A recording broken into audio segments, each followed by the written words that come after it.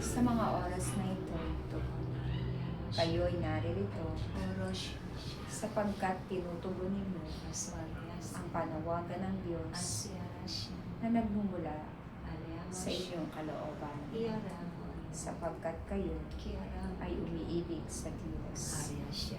Ako na inyong Inang Maria, na itinalaga ng Diyos bilang inyong mga ina, ay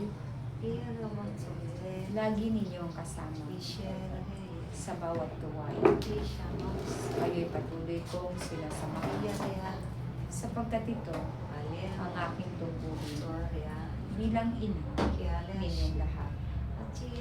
Kayong mga nananalangin at tumatawag sa Diyos ay huwag mag-alala, sapagkat dinirinig ng Diyos ang bawat kahilingan ninyong lahat.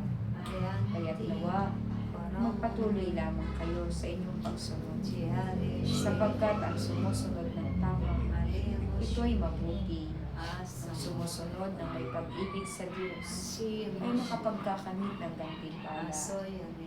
Kaya wala kayong dapat panghinayangan sa mga oras na inyong inihahandog at iniaalay sa Diyos, sapagkat ang lahat na ito ay may kapalit na pagpapala.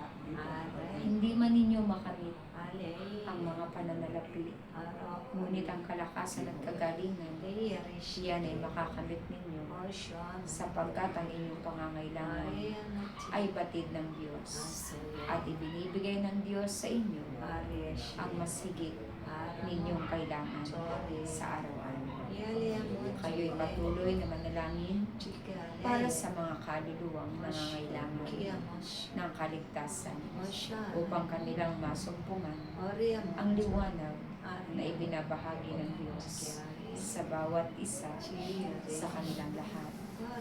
Kayo'y may tungkulin na dapat gampanan sa hawa na ito.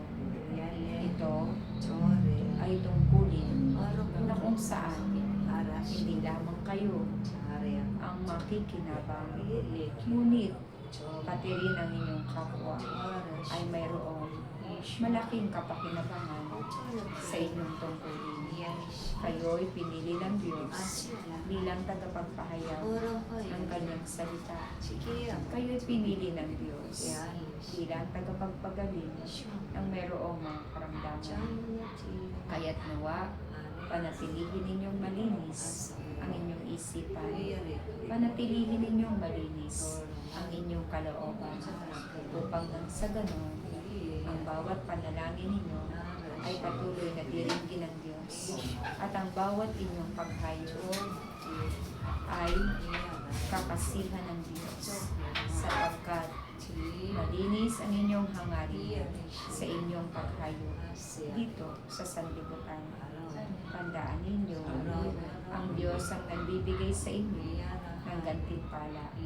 Kung kaya't anuman ang kanyang kaloob, ito ay inyong tanggapin at pasalamatan. Aking mga anak, sa pananalangin ninyo, ako'y naroroon, at kasama ninyo ako, sapagkat ito ay iniaatang sa akin ng Diyos, na ang bawat tumatawag sa Kanya at nagpapakupkop sa akin bilang aking mga anak, ay aking aalagaan at kukupkupin.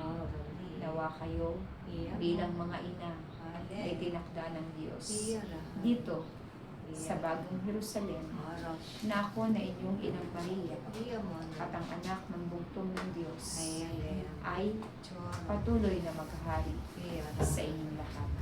Kaya't nawa, patuloy kayong magkaisa upang nang sa ganon masunod ang kalooban ng Diyos para sa inyong lahat. Maraming salamat.